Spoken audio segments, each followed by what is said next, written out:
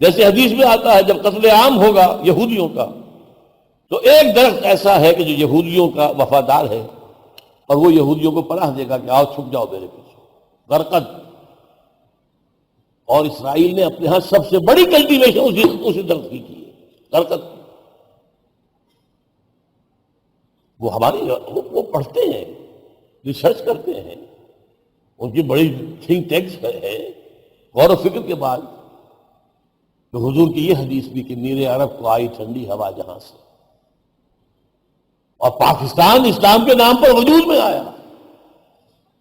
آپ نوٹ کیجئے پوری دنیا میں سیکولرزم، اور پاکستان میں کہا جا رہا ہے حاکمیت اللہ کی ہے۔ اس پوری عالم، پوری دنیا کے خلاف بغاوت کا کلمہ تھا، اس لیے کہ ٹوٹ پڑی دنیا۔ لیاقت علی خان کا جرم کیا تھا؟ قرارداد مقاصد، کیوں قتل کیا گیا اسے؟ ایک جرم یہ تھا کہ قرارداد مقاصد پاس کرا دی، اور دوسرا جرم یہ تھا کہ امریکہ میں جب بلایا گیا، دورے پر گئے، وہاں کی نیشنل جوئش کانفرنس جو ہے کانگریس، اس نے انہیں دیا ایک اسرانہ دیا یا جو بھی، اور وہاں یہ تقریریں کی کہ آپ اگر ہمیں تسلیم کر لیں ہم یہ دے دیں گے، یہ دے دیں گے، یہ دے دیں گے، یہ دے دیں گے۔ لیاقت علی خان نے کہا gentleman our souls are not for sale، ہماری روحیں بکاؤ مال نہیں ہیں کہ آپ اس طرح قیمت پر ہم سے خرید لیں گے۔ قائد اعظم کہہ چکے تھے اسرائیل کو the illegitimate child of the West، یہ حرامی بچہ ہے مغرب کا، برطانیہ اور امریکہ کا، اور برطانیہ اور امریکہ دونوں ویسٹ ہیں، west white Anglo Saxon Protestants, ان دونوں کا بالفور ڈکلیریشن اس کا تھا، اور پھر 1948 میں بنوانے والا اسرائیل کا جو ہے وہ امریکہ ہے، اور کچھ پناہ اس کا امریکہ ہے۔ یہ طوفان ہے جو آ رہا ہے، اور یہ چاہتے ہیں، یہودی چاہتے ہیں کہ ہم اپنے اگلا ایجنڈے کا سٹیپ نہیں اٹھائیں گے جب تک یا تو پاکستان کو ختم نہ کر دیا جائے یا کم سے کم پاکستان کے ایٹمک دانت نہ توڑ دیے جائے۔ کیونکہ اگر ہم نے مسجد اقصی کو گرایا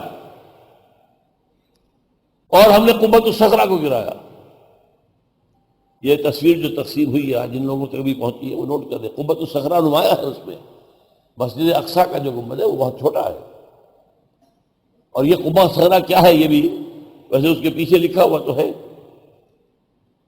یہاں چٹان تھی جہاں سے حضور کا معراج کا آسمانی سفر شروع ہوا تھا۔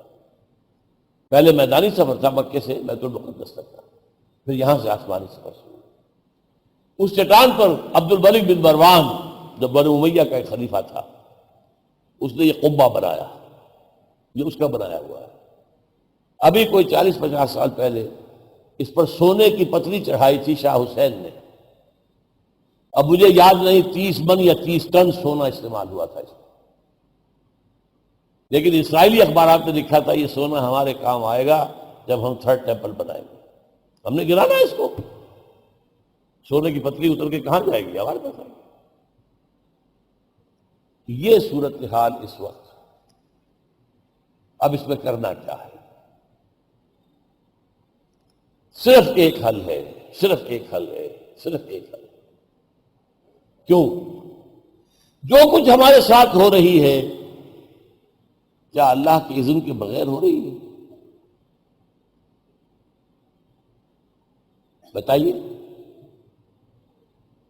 اللہ کا اذن ہے تو کیوں ہے؟ کیا اللہ کو اسلام اور مسلمانوں سے دشمنی ہے اور یہودیوں اور عیسائیوں سے دوستی ہے؟ آپ خاموش ہیں، جواب نہیں دے رہے۔ یہ بہت کریٹیکل کوسچن ہے، اس مسٹ آسک ایچ ادر، اپنے دل سے پوچھیے۔ یہ سزا ہے اللہ کی، عذاب ہے اللہ کا۔ اللہ کا عذاب کسی کے ذریعے سے آتا ہے۔ یہودیوں پر نبوکدنصر کے ہاتھوں آیا، بخت نصر کے ہاتھوں آیا، رومیوں کے ہاتھوں آیا، یونانیوں کے ہاتھوں آیا، ساراگون کے ہاتھوں آیا، اور پچھلی صدی میں جرمنوں کے ہاتھوں آیا۔ عذاب تو اللہ کا تھا نا۔ یہ عذاب آج کیوں ہے ہم پر؟ دیکھیے قانون اللہ کا کیا ہے. اللہ جس قوم کو اپنی کتاب دے دے، شریعت دے دے، وہ قوم زمین پر اللہ کی نمائندہ قوم ہو جاتی ہے اگر وہ اپنے عمل سے صحیح نمائندگی کرے، صحیح اسلام ریفلیکٹ کرے، صحیح اسلام دنیا کو دکھائے، دنیا کو دعوت دے، come and see with your own eyes this اسلام، تو اللہ کی نعمتوں کی بارش ہوتی رہے گی. ان شکرتم لازیدنکم. لیکن اگر تم نے اپنے عمل سے مس ریپرزینٹ کرنا شروع کر دیا اسلام کو، کہیں دکھا نہ پائے کہ آؤ دنیا والوں دیکھو یہ ہے اسلام، تو پھر مسلمان کافروں سے بدتر ہے اللہ کی نگاہ میں. میں نے جان بوجھ کر لفظ استعمال کیا ہے. کافروں کا اصل حساب یا تو آخرت میں ہونا ہے، یا ہوا کرتا تھا جب کبھی رسول آ گئے اور رسول کا انہوں نے انکار کیا، وہ تہس نہس کر دیے گئے. قوم نوح اور قوم ہود اور قوم عاد اور قوم صالح. امت مسلمہ کا حساب کتاب مجموعی دنیا میں ہوگا. آخرت میں حساب میرا آپ کا انڈیویجول ہوگا. کلہم آتی ہے یوم القیامت فردا. تمہیں میں نے کیا کیا دیا تھا اور تم نے کیا کیا، انڈیویجول بیسس. لیکن اجتماعی طور پر امت کی حیثیت سے ہمارا بیہیویئر، اس کی سزا یہاں ہوئی تھی. آپ کو معلوم ہے قرآن میں 4 دفعہ اللہ نے کہا ہے یہودیوں کے بارے میں. 2 مرتبہ تو سورہ بقرہ میں، 6 رکوع کی پہلی آیت، 15 رکوع کی پہلی آیت. یا بنی اسرائیل اذکروا نعمتی التی انعمت علیکم وانی فضلتکم علی العالمین. میں نے تمہیں تمام جہان والوں پر فضیلت دی تھی. ٹوائس ان سورہ بقرہ. واخترناہم علی علم علی العالمین فضل اللہ علی العالمین. سورہ دخان کی آیت یاد نہیں آ رہی ہے مجھے. پھر بھی ان کے اوپر جو پہاڑ ٹوٹے، ضربت علیہم الذلۃ والمسکنۃ وباؤوا بغضب من اللہ. سارگاؤن کے ہاتھوں ختم ہوئے، نیبوکدنضر کے ہاتھوں 15 لاکھ قتل ہوئے اور لاکھوں کو قیدی بنا کر لے گیا. پیریڈ آف کیپٹیوٹی ان کا ہے عراق کے اندر. آج ہم بحیثیت امت وہاں کھڑے ہیں. اس میں بھی ایک بات کی وضاحت میں کر دوں. دیکھیے اسلام کا ایک حصہ ہے جسے میں کہہ رہا ہوں افقی، ہاریزونٹل.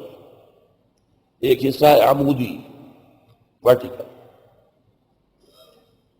افقی میں عقائد، عبادات، رسومات سب شامل. یہ حصہ آج بھی دنیا میں اہم ترین ہے اسلام کا.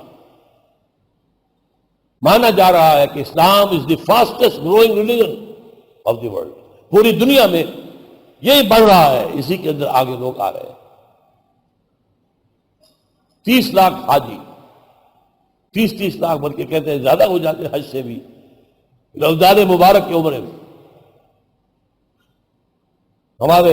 میری نوجوانی کا دور میں یاد ہے، بڑی مشکل سے ڈھونڈ کے کہیں مسجدوں میں لا کر کسی بزرگ کو بٹھا دیا جاتا تھا، خدا کے لیے بیٹھ جائیے، اعتکاف کر لیجیے، مسجد خالی نہ رہے. آج مسجدوں میں جگہ نہیں ملتی، ویٹنگ لسٹیں ہوتی لمبی لمبی.